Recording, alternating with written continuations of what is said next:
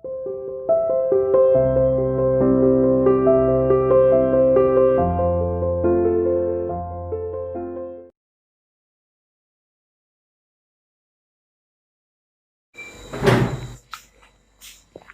Student, welcome to CR international online classes. बेटा हम chapter 3 कर रहे हैं agrarian structure under the British, यानी भारत का कृषि तंत्र ब्रिटिश के अंडर है वो कैसा था। अब उसमें नेक्स्ट आता है कि नील विद्रोह। नील विद्रोह है 1859 में बंगाल से शुरू हुआ। ठीक है, जब हजारों कृषकों ने नील की पैदावार करने से इनकार कर दिया, कि हजारों कृषकों ने नील की पैदावार करने से इनकार है वो कर दिया।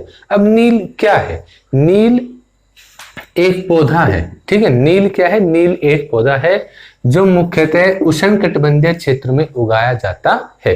अब उष्णकटिबंधीय क्षेत्र वो क्षेत्र होते हैं जैसे कि ये हमने अज्यूम कर लिया पृथ्वी, ये 0 डिग्री इक्वेटर, इसको दो भागों में बांटती है। 23.5 डिग्री की कर्क रेखा, 23.5 डिग्री की ये मकर रेखा। ठीक है, और इनके बीच का जो भाग है ये उष्णकटिबंध कहलाता है, यानी टॉरिड जोन है वो कहलाता है। इसमें क्या होता है कि सूर्य की किरणें हैं वो सीधी पड़ती हैं, तो यहाँ पर टेम्परेचर है वो ज्यादा रहता है। तो नील का जो पौधा है वो उष्णकटिबंधीय क्षेत्र में उगाया जाता है। तो भारत है, भारत उष्णकटिबंध में भी पड़ता है, तो भारत में इस पौधे को उगाने की अच्छी कंडीशंस हैं वो उपलब्ध हैं। यह एक गहरा नीला रंग उत्पन्न करता है, और यह एक जो गहरा नीला रंग उत्पन्न करता है जो कपड़ा निर्माताओं द्वारा कपड़े को रंगने में प्रयुक्त किया जाता है। क्योंकि जो कपड़ा निर्माताओं द्वारा कपड़े को रंगने में प्रयुक्त है वो किया जाता है, यानी कपड़े है वो रंगे जाते हैं। यूरोप में भारतीय नील की कीमत बहुत अधिक थी। अब यूरोप में क्या है कि जो भारतीय नील था उसकी जो कीमत है वो बहुत अधिक थी, इसलिए यूरोपीय निर्माताओं ने नीला व बैंगनी रंग बनाने हेतु नीला और जो बैंगनी रंग है वो बनाने हेतु एक अलग पौधे वोड का प्रयोग किया। कि यूरोप में भारतीय नील की जो डिमांड है वो बहुत ज्यादा थी, इसलिए यूरोपीय निर्माताओं ने नीला और बैंगनी रंग बनाने के लिए एक अलग पौधे यानी वोड का प्रयोग किया।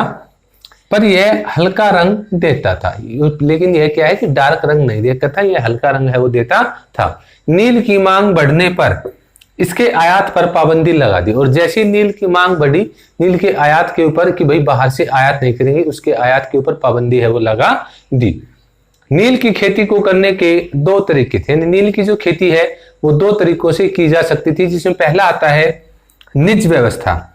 इस व्यवस्था में बागान मालिक नील उस भूमि पर उगाते थे, यानी इस व्यवस्था में जो बागान मालिक होते थे वो नील की खेती उस भूमि पर उगाते थे जो सीधे उनके नियंत्रण में थी, यानी सीधे जो उनके कंट्रोल में थी, या ये कह सकते हैं हम कि जो सीधे उसके मालिक थे। वो या तो जमीन खरीदते थे कि भाई या तो दूसरे लोगों से जमीन है वो परचेज करते थे या खरीदते थे, या दूसरे जमींदारों से भाड़े पर लेते थे, या दूसरे जो जमींदार थे उनसे वो किराए पर लेते थे। नील की खेती केवल उपजाऊ जमीन पर की जा सकती थी। अब नील की जो खेती है इस पौधे को बहुत ज्यादा उपजाऊ जमीन की आवश्यकता है वो पड़ती थी, इसलिए नील की खेती सबसे अधिक उपजाऊ जमीन पर है वो की जा सकती थी। इससे टकराव व तनाव पैदा हुआ, टकराव है और तनाव हो पैदा हुआ। यह व्यवस्था बहुत महंगी पड़ी, और जो यह व्यवस्था है वो बहुत ज्यादा महंगी है वो पड़ी।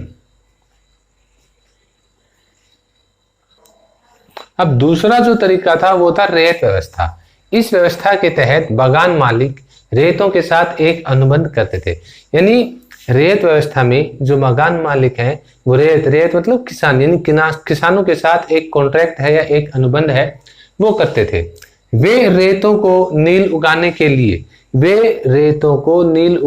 लिए कम ब्याज दरों पर पहले ही एडवांस पैसे है वो दे देते थे, लेकिन इस एडवांस पैसे देने के बदले में किसानों को अपनी जमीन के 25% भाग पर नील की खेती है वो उगानी होती थी। इससे कर्ज की रकम बढ़ जाती। नील की खेती करने से मिट्टी की उर्वरता प्रभावित होती थी। इससे क्या है कि पहले एडवांस अगर किसान ले लेते थे तो उनके ऊपर कर्ज का बोझ है वो बढ़ जाता था। ठीक है, और वे नील की खेती ये सब काम इसलिए करना पड़ा उनको क्योंकि बगान मालिकों को, क्योंकि नील को बहुत ज्यादा उपजाऊ जमीन की आवश्यकता होती थी और सबसे उपजाऊ जमीन पर नील की खेती की जाती थी, तो किसानों को अपने खाद्यान्न की समस्या का भी सामना करना पड़ता था। दूसरा ये था कि जो बगान मालिक है वो किसानों से बहुत कम कीमत पर नील है वो खरीदते थे। अगर किसी खेत में एक दो बार लगातार नील की खेती कर ली जाती थी तो उस खेत की उपजाऊ शक्ति वो बिल्कुल खत्म हो जाती थी। इसलिए किसान नील की खेती करने से बचते थे, इसलिए वो नील की खेती वो नहीं करना चाहते थे।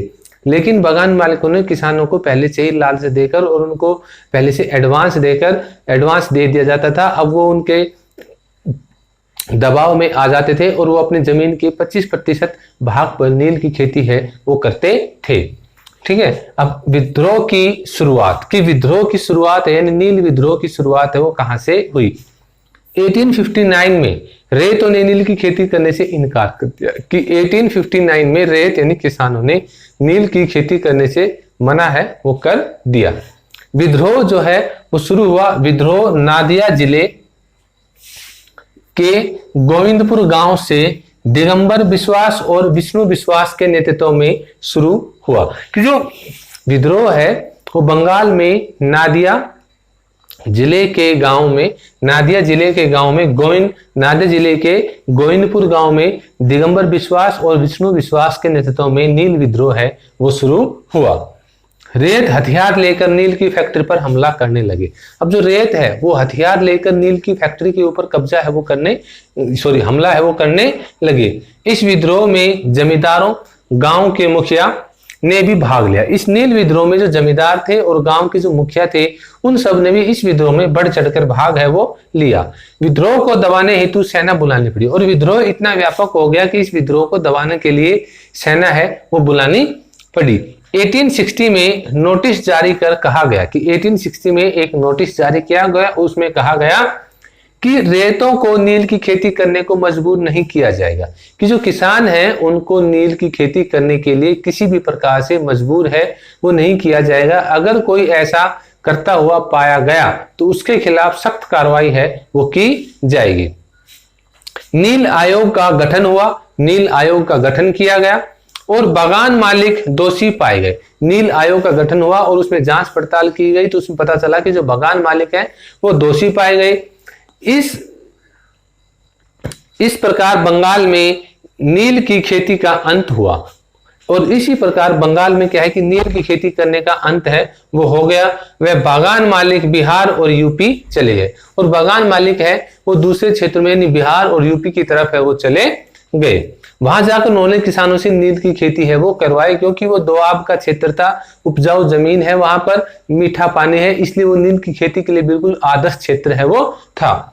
1917 में महात्मा गांधी से बिहार के किसानों ने चंपारण आने का निवेदन किया और 1917 में जो बिहार के किसान थे उन्होंने महात्मा गांधी से चंपारण आने का निवेदन है वो किया कि आप चंपारण आइए और यहाँ के किसानों की एक बार दुर्दशा है उसका जायजा है वो लिए कि किसानों की हालत है वो कितनी खराब है। चंपारण आकर नील किसानों की दुर्दशा देखकर उन्होंने बगान मालिकों के खिलाफ चंपारण आंदोलन की शुरुआत की। जब महात्मा गांधी चंपारण पहुंचे तो उन्होंने देखा कि किसानों की जो हालत है वो वास्तव में बहुत खराब है, तो उन्होंने बगान मालिकों के खिलाफ चंपारण आंदोलन की शुरुआत है वो की। अब नील क्या है कि नील एक व्यापारिक फसल है और यूरोप में इस नील की बहुत ज्यादा मांग थी, तो अंग्रेज ये चाहते थे कि भारत में उष्णकटिबंधीय का जो क्षेत्र पाया जाता है वो नील की खेती के अनुकूल जलवायु की दशाएं हैं, इसलिए वो यहाँ के किसानों से नील की खेती है वो करवाते थे। किसान नील की खेती करना नहीं चाहते थे क्योंकि नील को बहुत अधिक उपजाऊ जमीन की आवश्यकता होती थी। अगर किसी खेत पर नील की खेती लगातार 2 वर्षों तक की जाती थी तो वह खेत वो बंजर हो जाता था। और दूसरा, जो अंग्रेज है वो यहाँ के किसानों से बहुत कम कीमत पर नील खरीदते थे और यूरोप के बाजारों में उसे महंगे दामों पर बेचते थे। तो जितना किसान उम्मीद करते थे कि नील की खेती से उन्हें इतना मुनाफा होगा, उतना मुनाफा उन्हें मिल नहीं रहा था। दूसरा, उपजाऊ जमीन के ऊपर तो वो नील की खेती करते थे, इसलिए उनको अपने खाने के लिए खाद्यान्नों की खेती करने के में भी परेशानी या दिक्कत है वो आ रही थी। इसलिए मजबूर होकर रेतों ने नील की खेती करने से मना कर दिया और 1859 में नील विद्रोह है वो स्टार्ट हुआ।